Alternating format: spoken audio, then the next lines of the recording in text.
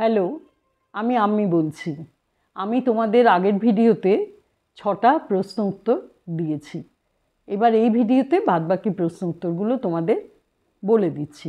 তোমরা খাতা পেন্সিল নিয়ে বসো, এই প্রশ্নগুলো তোমরা লিখে নাও এবং তোমাদের মতো করে তোমরা উত্তরটা করে নিও। আমারটাও শুনে নাও, নিয়ে তোমাদের মতো সাজিয়ে উত্তরটা লিখো।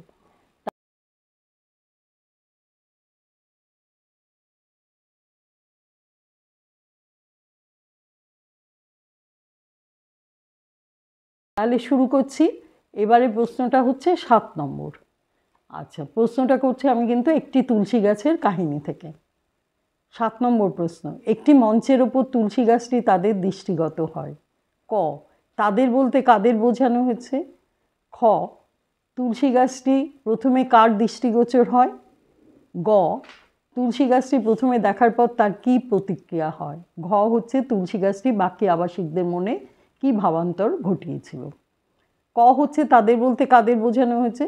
সৈয়দ ওয়ালিউল্লাহ রচিত একটি তুলসী গাছের কাহিনী গল্পে তাদের বলতে একদল গরিব মুসলিম সম্প্রদায়ের মানুষের কথা বলা হয়েছে। এরা দেশভাগের পর নিজেদের দেশ থেকে বিতাড়িত হয়ে পূর্ব পাকিস্তানে এসেছে এবং একটা বড় দোতলা বাড়ি জবরদখল করে আশ্রয় নিয়েছে।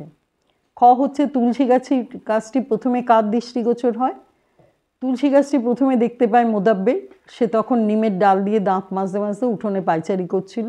তখনই তুলসী গাছটা তার চোখে পড়ে। তুলসী গাছটি প্রথম দেখার পর তার কী প্রতিক্রিয়া হয়?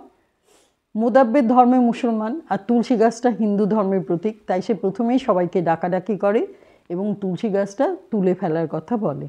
সকলে দ্বিধান্বিত হয়ে পড়লেও সে তুলসী গাছটিকে উপড়ে ফেলতে চায়, এই কারণেই যে তুলসী গাছটা তার ধর্মের বিরুদ্ধে, তাই সে তার কোনো চিহ্নই রাখতে চায় না। ঘ, তুলসী গাছটা বাকি আবাসিকদের মনে কী ভাবান্তর ঘটিয়েছিল? মোদাব্বের তুলসী গাছটাকে উপড়ে ফেলার কথা বললেও আর সবাই একমত হতে পারছিল না, এই ভেবে যে বাড়িটা তারা দখল করেছে সেটা একটা হিন্দুর বাড়ি। সেই বাড়ির বউ হয়তো ওই তুলসী তলায় রোজ পুজো দিয়ে সংসারের সকলের ভালো চাইতো। তুলসী গাছের মঞ্চে একটা প্রদীপ দিতে আসতো সন্ধ্যাবেলা সবার মঙ্গল কামনায়। মতিনের একটু গাছপালার শখ, তার এই গাছটা শুধুমাত্র ধর্মের কারণে নষ্ট করে ফেলার কথা ভালো লাগেনি। এই বাড়ির বাসিন্দাদেরও দেশভাগের পর চলে যেতে হয়েছে ভারতবর্ষে এক নিরুদ্দেশ যাত্রায়। যখন সেই বাড়ির গৃহকর্ত্রী তার দেশের কথা ভাবে, তখন নিশ্চয়ই তার মনে পড়ে সেই তুলসী গাছের কথা। দু চোখ জলে ভরে ওঠে। এসব কথা ভেবে মতিন ও অন্যান্য আবাসিকেরা তুলসী গাছটা শুধুমাত্র ধর্মের কারণে ভেঙে দিতে রাজি হন না। ধর্মের বাইরেও যে মানবিকতা রয়েছে এবং তা অনেক বড়, এই কথাই সবাই মাথায় রেখেছে। এবার এসছি 8 নম্বর প্রশ্ন। যে গৃহকর্ত্রী বছরের পর বছর এই তুলসী গাছের তলে প্রদীপ দিয়েছে, সে আজ কোথায়? ক, এই গৃহকর্ত্রীকে দেখে কার মনে কী প্রতিক্রিয়া জেগেছে? খ, কথাটির মর্মার্থ বিশ্লেষণ করো। ক হচ্ছে এই গৃহকর্ত্রীকে দেখে কার মনে কী প্রতিক্রিয়া জেগেছে? এই গৃহকর্ত্রীকে দেখে যারা সেই গৃহকর্ত্রীর বাড়িটা দখল করেছিল, সেই দলের মধ্যে মতিন নামে একজনের মনে নানা রকম প্রতিক্রিয়া হয়েছে। মতিন রেলে কাজ করত, তাই সে বিভিন্ন রেল কলোনি দেখেছে। সেভাবে যে এই গৃহকর্ত্রী হয়তো আসানসোল, বৈদ্যবাটি, লিলুয়া বা হাওড়ার কোনো রেল কলোনিতে কারো বাড়িতে আশ্রয় নিয়েছে। বিশাল ইয়ার্ডের পাশে রোদে শুকোতে থাকা লাল পাড়ের শাড়িটা দেখতে পায়, মনে হয় এটা সেই গৃহকর্ত্রীর। অথবা মহিলাটি হয়তো ট্রেনের জানলার পাশে বসে ভাবে তার এই তুলসী তলার কথা, আর তার চোখ জলে ভরে আসে। ফেলে আসা এই তুলসী গাছটাকে সেই গৃহকর্ত্রীর প্রতিদিনই মনে পড়ে। খ হচ্ছে কথাটির মর্মার্থ বিশ্লেষণ করো। মতিনরা যে বিশাল দোতলা বাড়িটা জবরদখল করে আশ্রয় নেয়, সেই বাড়িটা ছিল তালাবন্ধ, অর্থাৎ সে বাড়ির মালিকরাও দেশভাগের পরে অন্যত্র আশ্রয় খুঁজে চলে গেছে। লোকজন কেউ না থাকলেও তাদের স্মৃতিচিহ্ন বহন করেছে একটা তুলসী গাছ, আর এই তুলসী তলায় এই বাড়ির গৃহকর্ত্রী প্রতিদিন প্রদীপ জ্বালাতো। কিন্তু আজ সে নেই, কোথায় গেছে তাও জানা নেই, আদৌ ফিরবে কি না তাও কেউ জানে না। এই পুরো অংশটিতে হতাশা ও বেদনার সুর ফুটে উঠেছে। এবার এসছি 9 নম্বর প্রশ্ন। অক্ষত দেহে তুলসী গাছটি বিরাজ করতে থাকে। ক, কোথায় তুলসী গাছটি বিরাজ করছে? খ, কোন প্রসঙ্গে এই কথা বলা হয়েছে? গ, কথাটির তাৎপর্য লেখো। ক হচ্ছে কোথায় তুলসী গাছটি বিরাজ করছে। দেশভাগের পর পরিত্যক্ত দোতলা বাড়িটি কয়েকজন মুসলমান এসে তালা ভেঙে দখল করে, আর সেই বাড়ির উঠোনে একটা তুলসী গাছ ছিল। খ, কোন প্রসঙ্গে এই কথা বলা হয়েছে? সাম্প্রদায়িক দাঙ্গা হাঙ্গামা ও দেশভাগের পর কয়েকজন মুসলমান আশ্রয়ের তাগিদে একটা বিশাল দোতলা বাড়ি জবরদখল করে। বাড়ির পেছনের দিকে ছিল অনেকটা বাগান এবং সে বাড়ির উঠোনে ছিল একটা তুলসী গাছ। আসলে বাড়িটা ছিল কোনো হিন্দুর। এই গাছটাকে দেখতে পেয়ে তাদের মধ্যে মোদাব্বের গাছটিকে উপড়ে ফেলার নির্দেশ দেয়, কিন্তু কেউ তার সে নির্দেশ পালন করেনি। তাই তুলসী গাছটা যথাস্থানেই থেকে যায় এবং তাদের পরিচর্যায় তুলসী গাছটা অক্ষত থাকে। তুলসী গাছটিকে উপড়ে না ফেলে তাকে পরিচর্যা করে বাঁচিয়ে রাখার মধ্যে একটা জিনিস পরিলক্ষিত হয়, যে তুলসী গাছ যতই হিন্দুত্বের প্রতীক হোক না কেন, এই মুসলমান যুবকগুলি সংকীর্ণতার ঊর্ধ্বে উঠে মানবিকতার প্রতীক হয়ে উঠল। এই প্রসঙ্গেই আলোচ্য উক্তিটি করা হয়েছে। গ হচ্ছে কথাটির তাৎপর্য লেখো। দেশভাগ ও সাম্প্রদায়িক দাঙ্গা হাঙ্গামার ফলে কত মানুষ বাস্তুচ্যুত হয়ে পড়ে, যে যার পরিচয় হারিয়ে অন্য দেশে উদ্বাস্তুর মতো জীবনযাপন করতে বাধ্য হয়। তুলসী গাছটা আপাত দৃষ্টিতে হিন্দু ধর্মের প্রতীক হলেও ওই তুলসী গাছটা উপড়ানোর নির্দেশ অমান্য করে তাকে বাঁচিয়ে রাখার মধ্যে মানবিকতার নিদর্শন পাওয়া যায়। ধর্মের সংকীর্ণতার বেড়াজাল ভেঙে বাড়ি দখল করা মানুষগুলোর মনের বিশালত্বের পরিচয় পাওয়া যায়। এবার এসছি 10 নম্বর প্রশ্নে। সে একটু বিস্মিত না হয়ে পারে না। ক, সে বলতে কার কথা বলা হয়েছে? খ, সে কেন বিস্মিত না হয়ে পারে না? গ, এতে বক্তার কি পরিচয় পাওয়া যায়? ক হচ্ছে সে বলতে কার কথা বলা হয়েছে। এখানে সে বলতে মুসলিম দখলকারী দলের মোদাব্বেরের কথা বলা হয়েছে। খ হচ্ছে সে কেন বিস্মিত না হয়ে পারে না? সাম্প্রদায়িক দাঙ্গার ফলে এবং দেশভাগের কারণে দুই দেশের মানুষেরই বাস্তুচ্যুত হতে হয়। মুসলমান কিছু যুবক রাস্তার ধারে একটা পরিত্যক্ত দোতলা বাড়ি দখল করে। সেই দোতলা বাড়ির উঠোনে পড়ে আছে একটা তুলসী গাছ। যেহেতু তুলসী গাছ হিন্দু ধর্মের একটা অংশ, তাই মোদাব্বের তাকে উপড়ে ফেলার নির্দেশ দেন। কিন্তু দু একদিন পরে তিনি দাঁত মাজতে গেলে বাগানে সেই তুলসী গাছের সামনে তিনি অবাক হয়ে দেখেন যে তুলসী গাছটা সেই একইভাবে একই জায়গা আছে এবং কেউ তাকে এতটুকু অযত্ন করেনি, জল দিয়ে বাঁচিয়ে রেখেছে এবং আগাছাও পরিষ্কার করেছে। এই দেখে মোদাব্বের একটু বিস্মিত হয়ে যায়। গ, এতে বক্তার কি পরিচয় পাওয়া যায়? মোদাব্বের একজন গোঁড়া মুসলমান, তার অন্য ধর্মের প্রতি এতটুকু শ্রদ্ধা নেই, অত্যন্ত সংকীর্ণ মনা। তাই তিনি এতটুকু কিছু না ভেবে তুলসী গাছটার উপর একটা কঞ্চি দিয়ে সাঁ করে কচু কাটার কায়দায় চালিয়ে দেয়। তবে তা উপর দিয়ে, তাই তুলসী গাছটার কোনো ক্ষতি হয় না। মোদাব্বের জানে যে তুলসী গাছ হলো হিন্দু ধর্মের প্রতীক, তাই অন্য কোনো মুসলমান যুবক এই গাছটি তুলে ফেলে দিতে চায়নি। এরপর আসছি 11 নম্বর। 24 ঘন্টার মধ্যে বাড়ি ছাড়তে হবে। ক, আলোচ্য অংশে বক্তা কে, কাদের উদ্দেশ্যে বলেছিল? খ, বাড়ি ছাড়তে হবে কেন? গ হচ্ছে বাড়ি ছাড়ার কথা শুনে তাদের প্রতিক্রিয়া কী হয়? ক হচ্ছে আলোচ্য অংশে বক্তা কে, কার উদ্দেশ্যে বলেছিল? আলোচ্য অংশের বক্তা সরকারের তরফে একদল পুলিশ। রাস্তার উপর বিশাল একটা দোতলা বাড়ি যারা দখল করেছিল আশ্রয় নেবার জন্য, সেই মুসলমান যুবকদের উদ্দেশ্যে কথা বলা হয়েছিল। খ, বাড়ি ছাড়তে হবে কেন? উদ্বাস্তু মানুষগুলো আশ্রয়ের খোঁজে অনেক জায়গায় ঘুরে বেরিয়ে অবশেষে একটা দোতলা আলো হাওয়াপূর্ণ বিশাল বাড়িটা খুঁজে পায়। সেই বাড়িটা ছিল তালাবন্ধ। উদ্বাস্তু যুবকেরা তালা ভেঙে বাড়িতে ঢোকে এবং নতুন পরিবেশে আনন্দে দিন কাটাতে থাকে। কিন্তু তালা ভেঙে অর্থাৎ বেআইনিভাবে বাড়ি দখল করা যায় না, আর তাছাড়া সরকার বাড়িটা অধিগ্রহণ করেছে, তাই তাদের বাড়িটা ছাড়তে হবে। গ, বাড়ি ছাড়ার কথা শুনে তাদের প্রতিক্রিয়া কী হয়? প্রথমে বাড়ি ছাড়ার কথা শুনে উদ্বাস্তু মুসলিম যুবকেরা অত্যন্ত মুচড়ে পড়লেন। তাদের মনে হলো এই বাড়িটা তাদের ভালোভাবে বাঁচার যে স্বপ্ন দেখিয়েছিল তা একেবারে নষ্ট হয়ে গেল। মোদাব্বের জানতে চাইল যে বাড়িওয়ালা বাড়ি ফিরে পাওয়ার জন্য নালিশ করেছে কিনা, কিন্তু পুলিশ থেকে বলা হলো যে সরকার বাড়িটা অধিগ্রহণ করেছে। এই খবর শুনে সবাই বুঝতে পারে যে বাড়িটা তাদের ছাড়তেই হবে, কারণ সরকারের আদেশ মানতেই হবে। কেউ কেউ বিদ্রোহী হয়ে উঠলেও আবার শান্ত হয়ে যায়, জানে যে বাস্তবকে মানতেই হবে। দেশভাগের পর একটা ভালো আশ্রয় পেয়েও আবার তাদের তা হারাতে হলো। আবার আশ্রয় খুঁজতে হবে, কোথায় আশ্রয় পাবে তা তাদের অজানা। এবার আসছি 12 নম্বর। কেন পড়েনি সে কথা তুলসী গাছের জানবার কথা নয়, মানুষেরই জানবার কথা। ক, কার লেখা কোন গল্পের অন্তর্গত? খ, প্রসঙ্গ কি?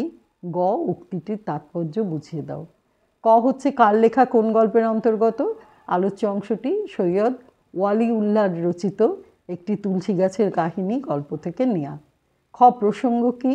জবরদখল করা বাড়িটা কিছু উদ্বাস্তু মুসলমান যুবক খুব ভালোভাবে আনন্দে বসবাস করছিল।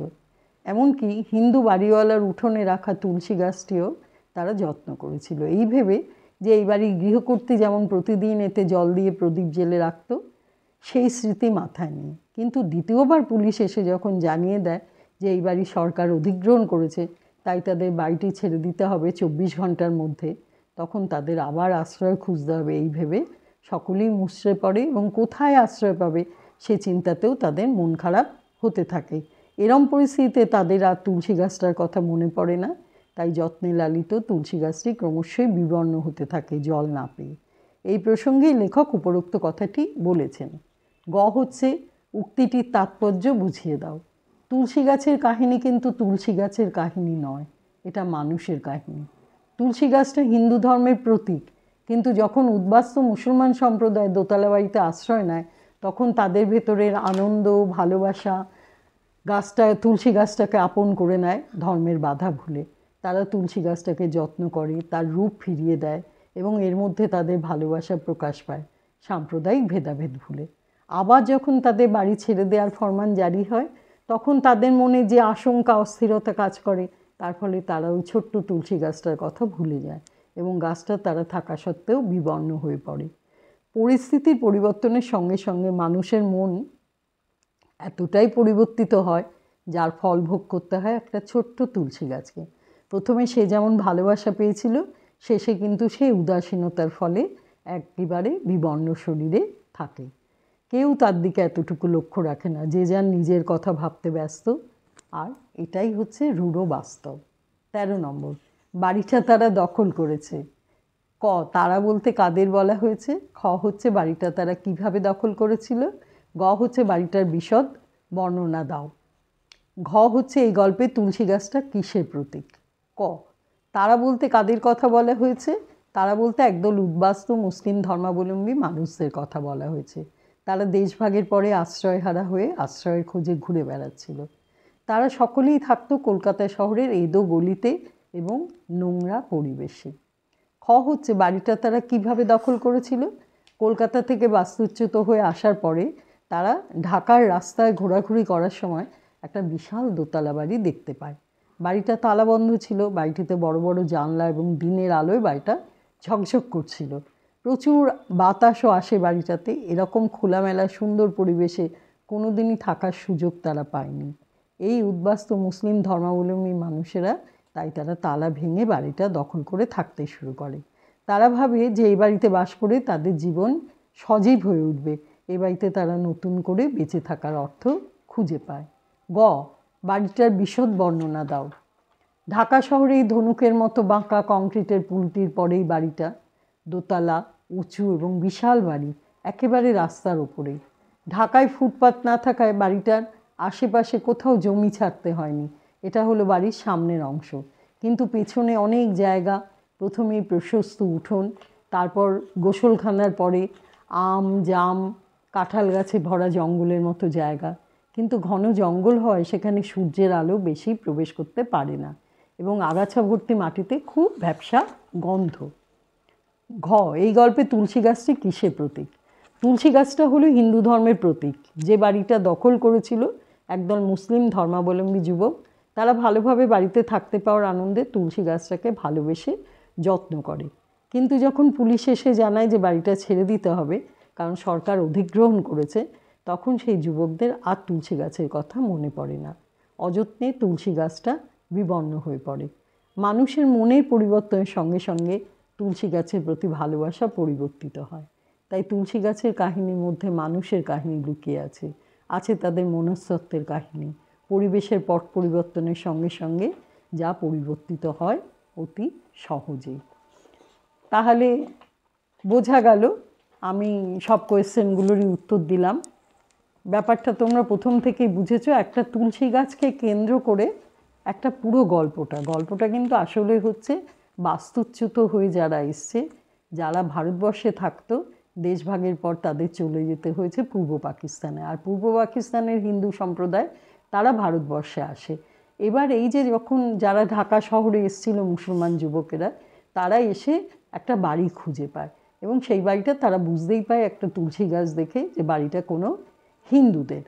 হ্যাঁ, প্রথমে হয়তো তাদের মধ্যে একজন মোদাব্বের বলে একজন, সে বলে তুলসী গাছটাকে উপড়ে ফেলতে, কারণ মুসলমান সম্প্রদায়ের লোকরা ওখানে থাকবে।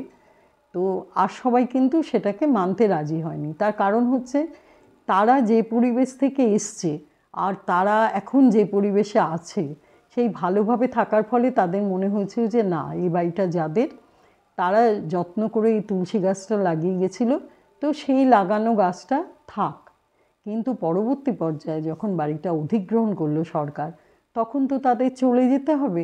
তখন তাদের মানসিক পরিবর্তন হলো, অর্থাৎ তাদের আবার বাড়ি খুঁজতে হবে এবং এই যে সুন্দরভাবে তারা থাকছিল, সেই সুন্দরভাবে থাকাটাও তাদের পুরোপুরি নষ্ট হয়ে গেল। তখন কিন্তু ওই যে বাড়ির মধ্যে যে তুলসী গাছটা ছিল, যে তুলসী গাছকে তারা যত্ন করেছিল, যারা ভেবেছিল যারা আগে ছিল তারা এই গাছটাকে অনেক যত্ন করতো, সেই ভেবে যারা যত্ন করেছিল, তারা কিন্তু যেই পট পরিবর্তন হলো, অর্থাৎ যখন তাদের চলে যেতে হবে এই ব্যাপারটা এসে গেল, তখন কিন্তু তারা আর সেই তুলসী গাছের কথা মনে রাখেনি।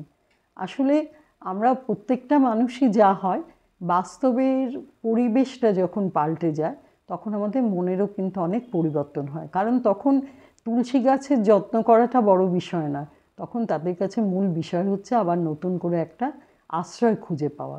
তাই একটি তুলসী গাছের কাহিনী কিছুই নয়, ওই একটা তুলসী গাছকে কেন্দ্র করে মানুষের যে পরিবর্তন, মানসিক পরিবর্তন, যেটা প্রথমে একরকম ছিল এবং পরে যে পরিবর্তনটা হয়, এটাই লেখক দেখাতে চেয়েছেন। তাহলে আশা করি তোমরা পুরোটাই বুঝতে পেরেছো এবং এটাকে খুব ভালো করে পড়ে নাও, নিয়ে তোমরা তোমাদের নিজেদের মতো করে এটাকে লেখার কোয়েশ্চেন আনসারগুলো লেখার চেষ্টা করো। আর যদি কোনো কিছুতে কোনো অসুবিধে হয় তাহলে আমাকে কমেন্টস করে জানিও, আমি তোমাদের আবার ভালো করে বুঝিয়ে দেব। তাহলে আজ এই পর্যন্ত, ভালো থেকো তোমরা।